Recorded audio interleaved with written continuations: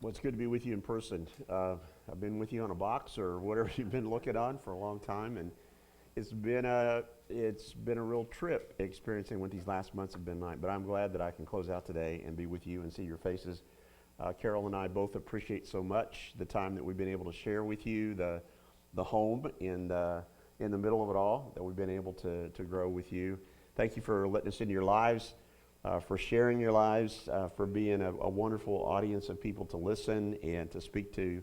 It's a rare treat to be able to speak to a group like this, so thanks for all you've done. We come to the end of a very short series, and I've chosen this topic this morning because I think in a lot of ways it resonates with where we might be. Somebody's hurt you, perhaps more than once, and the pain has created a separation, a distance between you that, quite frankly, seems impossible to be able to bridge, or so it seems, or at least so it feels. The relationship has been broken, or perhaps in some cases it's been more seriously violated in some way, and it just can't be the same again. You honestly are not sure that you even want it to be good again. And whatever there used to be between you and whoever or whatever that was is no more. And the hurt is too great and the damage has been done. And after all, it's not your problem, right? It's his or it's hers. That's always the case. It's never us. And you're not the one who should be called upon to fix the problem. You didn't cause the pain. It's not your responsibility to somehow make it go away. Or maybe it's not personal. Maybe it's just this mess that we're in right now in our culture, in our country. I mean, things are just boiling everywhere. There's this ugly tension of words, and we find ourselves thinking, how many centuries do we have to go before we can find some healing? Maybe you might think at times that it's broken and it can't be fixed. Time hasn't done that, or at least so it seems. The message I share with you this morning in this One Another series that we've looked at is to forgive one another. Now, it's expressed a multitude of times, at least several times in the New Testament. The one we've chosen to talk to you about this morning is found in the book of Colossians chapter 3. It's nestled in the midst of some verses, and it's always helpful to have context. So I'm going to start in verse 11 and go down through verse 15. Paul says, in this new life, it doesn't matter if you are a Jew or a Gentile, circumcised or uncircumcised, barbaric, uncivilized, slave or free, and I think we could reasonably also say black or white. Christ is all that matters, and he lives in all of us. Since God chose you to be the holy people he loves, you must clothe yourselves with tender-hearted mercy, kindness, humility, gentleness, and patience. Make allowance for each other's faults and forgive anyone who offends you. Remember, the Lord forgave you, so you must also forgive others. Above all, clothe yourselves in love, which binds us all together in perfect harmony, and let the peace that comes from Christ rule in your hearts. For as members of one body, you are called to live in peace. Paul says, God called us to be holy people and to display that through the way that we clothe ourselves and all these spiritual attributes. So when the world looks at us, there's a sense of, wow, they're different. That somehow forgiveness, which is so contrary to the culture, is just a part of how they live and act. In this particular text, actually, you find forgiveness coming before love. Now, we talked last week, they'll know we're Christians by our love, but they'll even more radically see that when it's lived out in the way that we forgive. But we balk at forgiveness, don't we? There's just something about it. You say it's not hard for you, well, it's hard for me. I struggle sometimes with trying to sort that out. Sometimes I'm a resistant audience even to my own sermons. You ever done that? You listen to that, you think, whoa, that says something that's real easy to say, but it's very much different to do, because when you're talking about forgiveness is hard work. We each have our own personal stories. We have our own collective hurts or sufferings or broken relationships or pain. And the last thing that we want to hear is that it's our responsibility to do something about healing, or that it's dependent in any way on our personal initiative. It should be their burden, not mine. When someone hurts us, the first impulse is often to get even, or at least to find justice. At the very minimum, we want the person to admit that they have done something to us, whether they apologize or not. So they own some of the credit for the mess that we're in. I heard about a man who went to visit his dying business partner. And when he got there, the partner said to the guy I was visiting that he needed to share something. We need to make a confession. And he said, I need to confess that I robbed our company of about $500,000. I sold a lot of our top secret formulas to our competitors, and I am the one who supplied your ex-wife most of the information that she needed to be able to get the generous divorce settlement she got and to take most of your money. And the healthy guy who was making the visit said, well, that's okay. I'm the one who poisoned you. If you can't make it right, you get even one way or the other. That's kind of how it goes. And we have this poisonous relationship a lot of times, even within the church in our relationships, and definitely within the culture in our relationships. And into this bubbling cauldron of our feelings and damaged relationships comes this hard and frequently unwelcome word from God: forgive. Forgive. But why should I have to forgive? And I don't want to forgive. And yet God keeps coming back again and again and saying, forgive one another. Corrie ten Boom, in her writings, tells some powerful stories about her life. She was a Christian who was put in a German concentration camp because she hid Jews during the Second World War. When she finally got out after a terrible, humiliating, horrid experience, she said that she would never go back to Germany again. But sometime later, she was invited to go and speak. And she was torn about what to do, but finally felt that was what God wanted to do. And she was speaking in a church in Munich, and she looked out in the audience, and there she saw him, an SS guard who had stood by the shower room door in the processing center in Ravensbrück, where she was kept.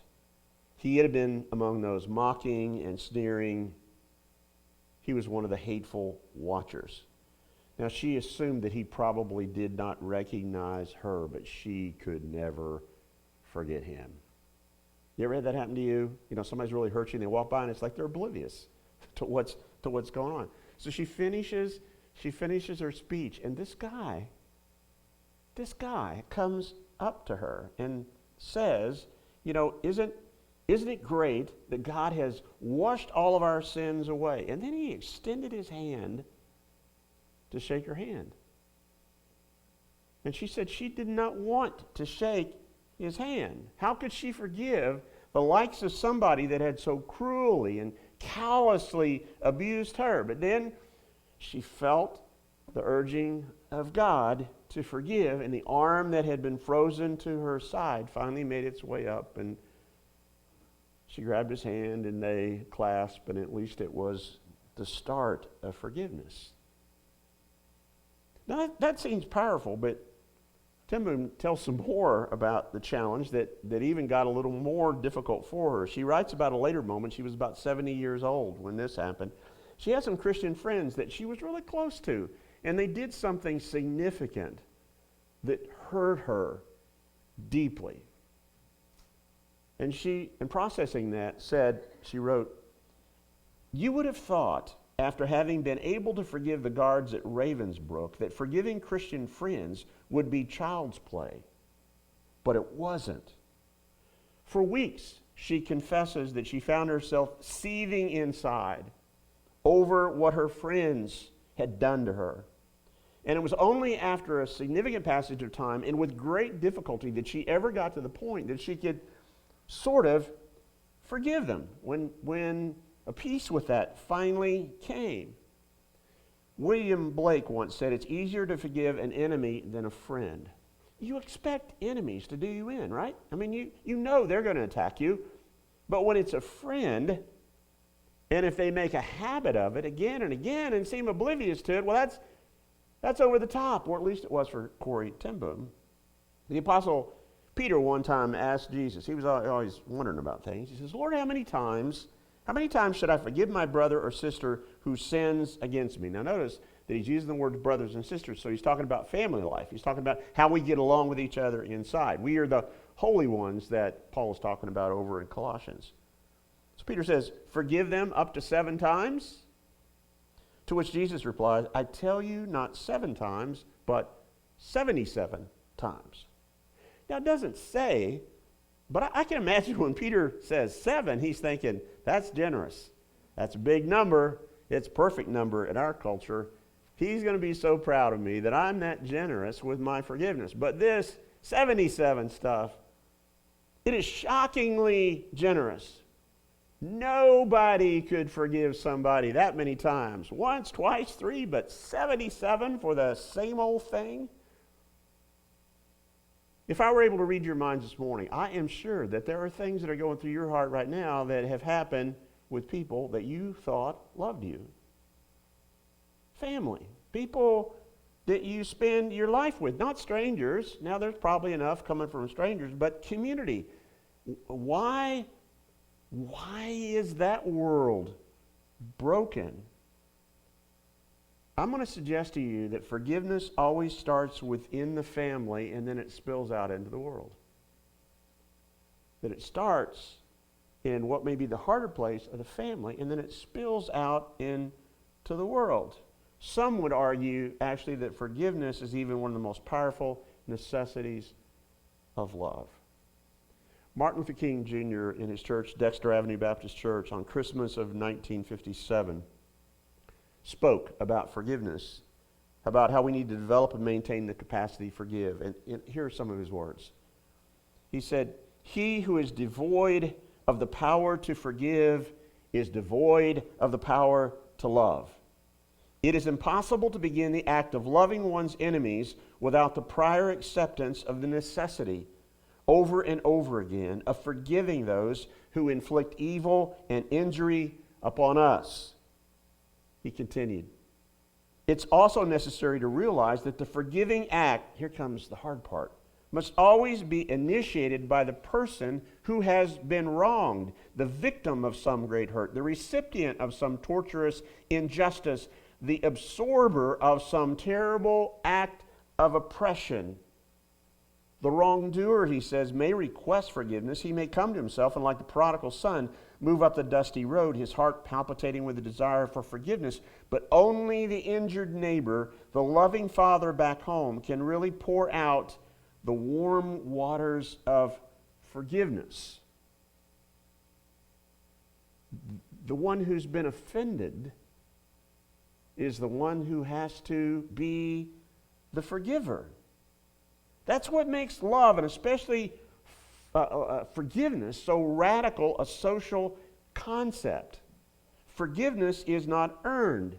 In fact, it may be given before or even without being sought. Well, that's not fair. That's not fair. Whoever said that forgiveness was fair? It's really in the kingdom relationship all about grace. There's a verse that Paul wrote to the church in Rome, some verses about the forgiveness that God demonstrated for us. That was not fair, at least for him. We were the ones who had wronged him, and he responds to us in forgiveness. Here's how Paul puts it in Romans 5, verse 6. "When we were utterly helpless, Christ came at just the right time and died for us sinners." Now, he says most people would not be willing to die for an upright person, though someone might possibly would be willing to die for a person who is especially good. But God showed his great love for us by sending Christ to die for us while we were still sinners.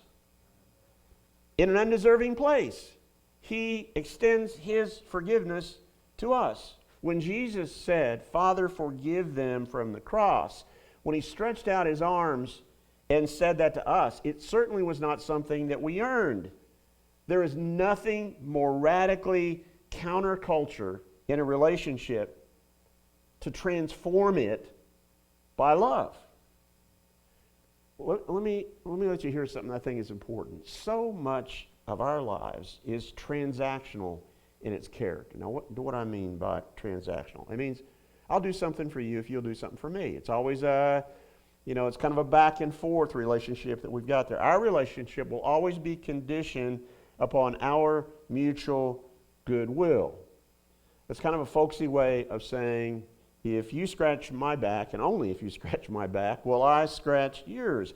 It's that selfish, conditional kind of love or forgiveness. The human inclination, when somebody has been on the bad giving end of this transactional relationship, is we want justice, we want retribution. Sometimes we just like to take them out. You ever been there? That's the feeling. Well, let me flip it. True forgiveness is non-transactional. It's not about doing something for you because you have done something for me, whether it is good or bad. I don't decide how to relate to you based on how you treat me or even whether you are good to me or not. Now, I love the way the Message captures this culturally contrarian spirit that Jesus represented in part of his Sermon on the Mount over in Matthew 5.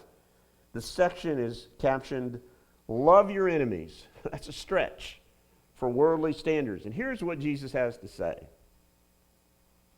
Here's another old saying that deserves a second opinion. He says, "Eye for an eye, tooth for tooth."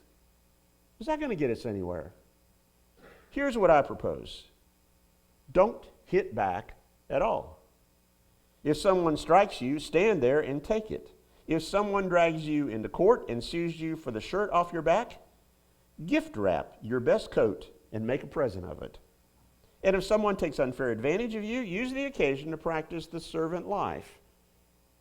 No more tit for tat. No more transactional stuff. Live generously. He goes on, you're familiar with that old written law, love your friend, and its unwritten companion, hate your enemy? I'm challenging that. He says, I'm telling you to love your enemies. Let them bring out the best of you, not the worst. When someone gives you a hard time, respond with the energies of prayer. For then you are working out your true selves, your God-created selves. And this is what God wants. It's what he does. He gives his best, the sun to warm and the rain to nourish to everyone, regardless, the good, the bad, the nice, or the nasty. If all you do is love the lovable, do you expect a bonus? Anybody can do that. If you simply say hello to those who greet you, do you expect a medal? Any run-of-the-mill sinner does that. In a word, he concludes, what I am saying is grow up. Grow up, your kingdom subjects. Now live like it. Live out your God-created identity. Live generously and graciously toward others, the way God lives towards you. Gandhi one time observed that if we practice the eye for an eye and tooth for a tooth, on and on, he said, soon the whole world's going to be blind and toothless. That's an interesting picture, isn't it? Dale Carnegie made a visit to Yellowstone National Park one time where he saw this grizzly bear. And this huge animal was out in the middle of this clearing, and he was eating some kind of leftover camper food. And for several minutes, no animal got even close to him. But after a few minutes, he noticed that a skunk wandered out into the area where all the food was. And the skunk took a position right near the grizzly bear. And the grizzly bear didn't do a thing. And Carnegie said, I think this is what happened. The grizzly bear knew about the high cost of getting even. We spend our lives poking bears and making allowances for skunks. That tends to be the challenge of kingdom living, isn't it? We have to understand that getting even sometimes has a high cost. The philosophy of this world is you hurt me and I'll hurt you. You give me a hard time and I'll kick you into kingdom come, but not to a kingdom where you want to go. It's all about my rights. It's all about me being right. It's not about you. It's about what I want in my life, especially if you hurt me, if you offend me, if you sin against me. Paul is saying in Colossians, and Jesus was saying in the Sermon on the Mount, we must not adopt this common cultural disposition. Why? Because he says in verse 12 of Colossians 3, sometimes translated, we are peculiar people. Don't you like that? You like people say, hey, you are peculiar. But what we're talking about here is that we're different. We're set apart. In other words, holy. Our character in our life goes against the grain of the culture. It just should. We even dress in a different way spiritually. We display the clothes of tender-hearted mercy and kindness and humility and gentleness and patience. We also make allowances for each other's faults as well as our own, and we forgive anyone who offends us because we have been forgiven of our offenses. You might say that forgiven people are forgiving people. And we clothe ourselves with love. We live in peace and harmony in the church, but also in the world. You see, forgiveness interrupts this vicious, deadly cycle of retribution. Philip Yancey, in his wonderful book, What's So Amazing About Grace, says that there is a major flaw in the law of revenge. It never settles the score. He says forgiveness may be unfair, and it is by definition, but at least it provides a way to halt the juggernaut of retribution. Too much of life is spent like two brute boxers, trading blow for blow. You hit me, I hit you. You hit me hard, I hit you harder.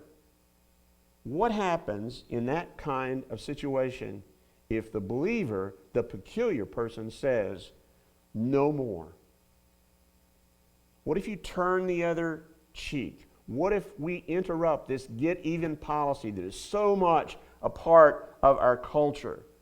The way Jesus forgave us was by dying on a cross that we deserved, but that he took for us. There's something about forgiveness that interrupts this whole cycle of hate and introduces the transforming power of love.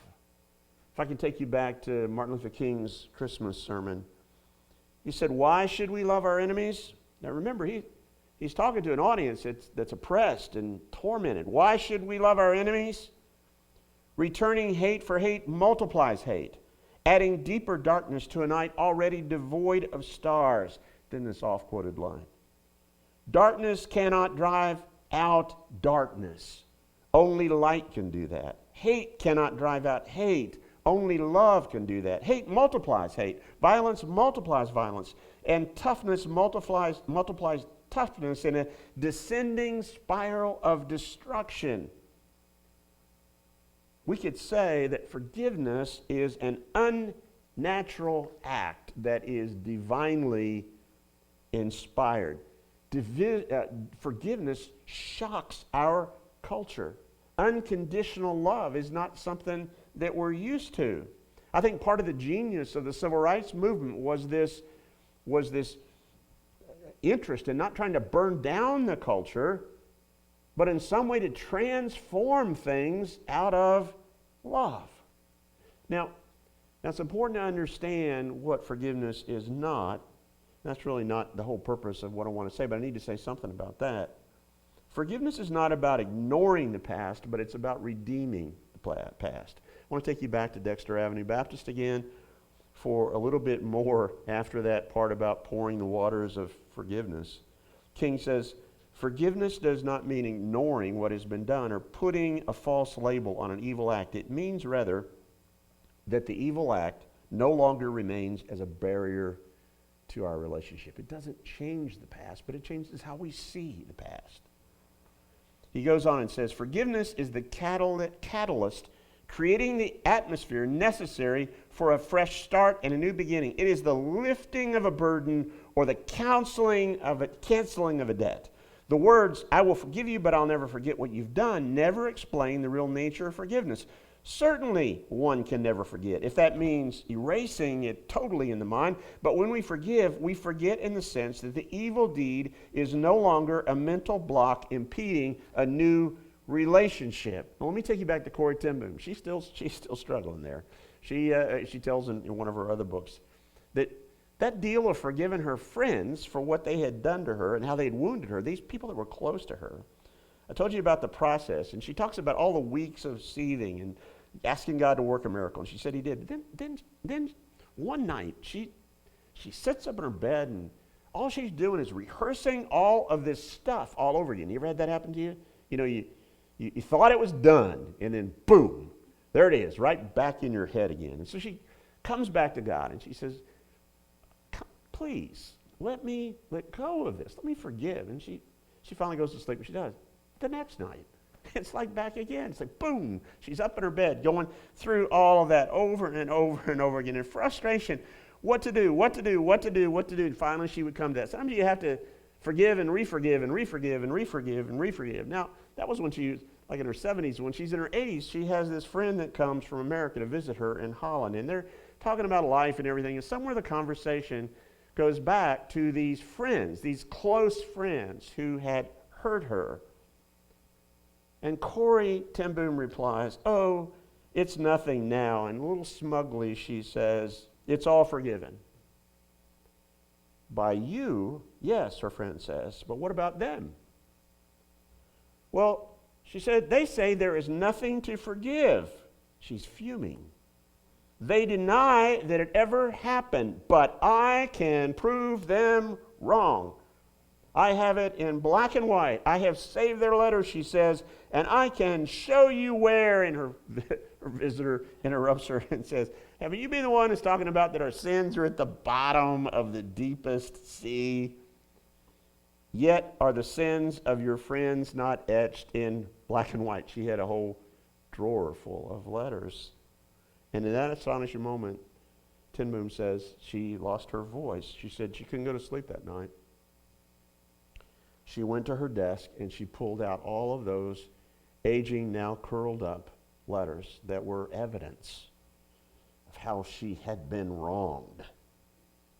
And one by one, she put them into that little coal burning grate. And it was only after the last one was burnt that her heart began to feel right again. You see, the problem with forgiveness is that we keep score. We keep a record. Paul, when he was describing love in that beautiful 1 Corinthians 13 passage, says love does not keep a list.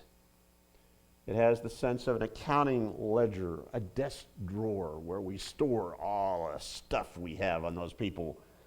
Some translate it, love does not hold a grudge. Another says, doesn't keep the score. It doesn't run a tab. Well, there's one more thing that you've done to me. I like the way Lewis Smedes in his book, The Art of Forgiveness, says, forgiving does not erase the bitter past. A healed memory is not a deleted memory. Instead, forgiving what we cannot forget creates a new way to remember. We change the memory of our past into a hope for our future. There is no delete key, but there is, for the believer, a recreate key. We don't pretend the past did not exist, but we remember it in a different way. Now, most of what we've been talking about so far is about what we have to do to this other person, but there is something about forgiveness that affects us.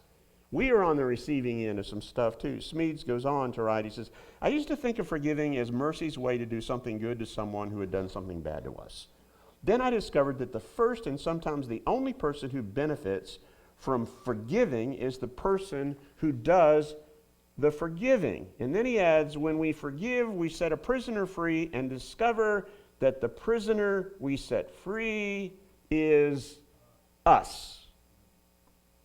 Someone has said grudge holders are grave diggers, and the only grave they dig is their own.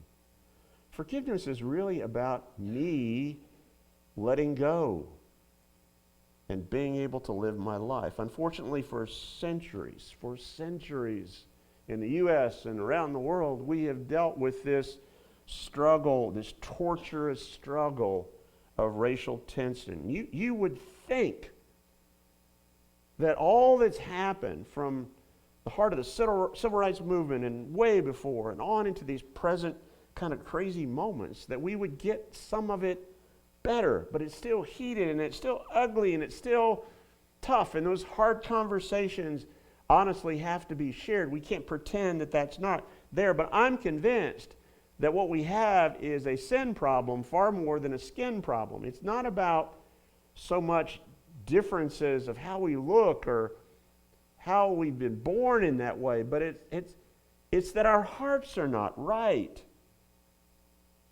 It's not going to happen by shutting the door on memories to an ugly past. And I think those wrongs powerfully need to be acknowledged. But the only way we come to find a positive, fast path forward is going to be through a spiritual solution. We're going to have to do the hard work of forgiveness. The Colossian text struck me in a way. You read the Bible in the light of a different day? I read the first part of this and I thought, whoa. Before he gets to the forgive and the love part, he says in verse 11, in this new life, it doesn't matter if you are a Jew or a Gentile, circumcised or uncircumcised, barbaric, uncivilized, slave, or free. It does not matter what skin or orientation from your past experience culturally may be.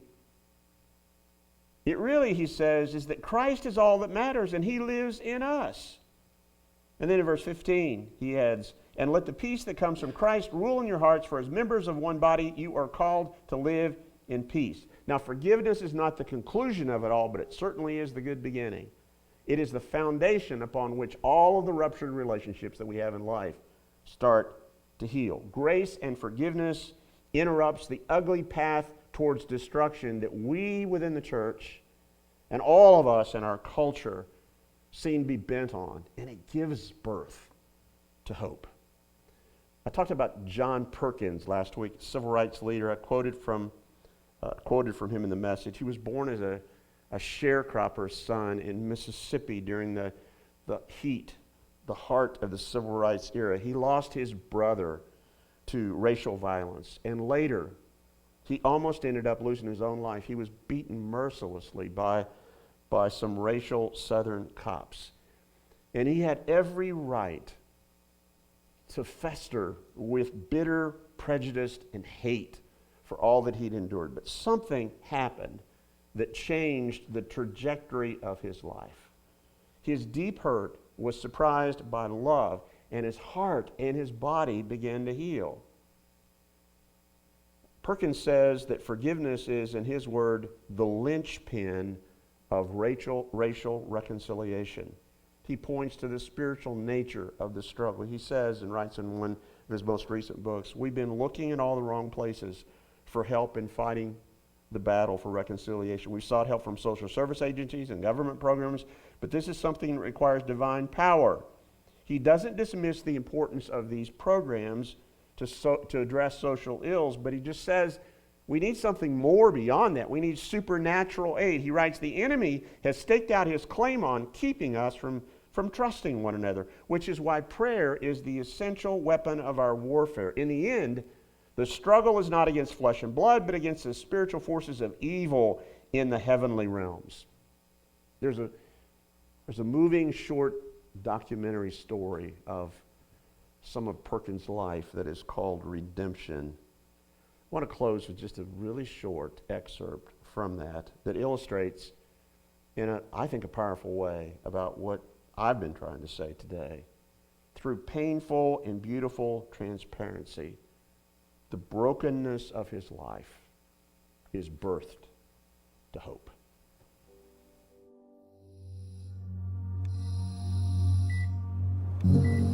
I didn't want no white folks around me, but they was all around me. One of my doctors was white. He would come and sit with me every night at the hospital until I go to sleep. Every night. In that broken moment, that I was outloved by those people I need to hate.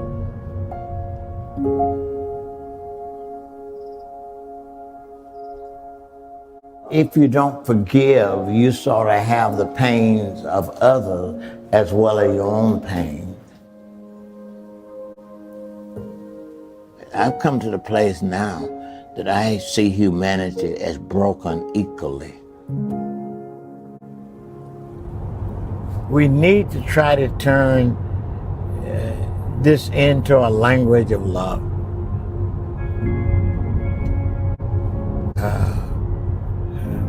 We need to turn it into beauty.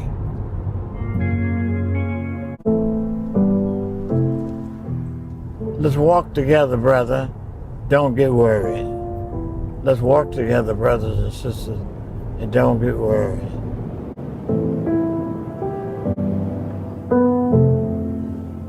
We can be healed, that we can forgive each other, that we could make a better world for our children. We washing the wounds that we have inflicted on our brothers and sisters. We are washing each other's wounds.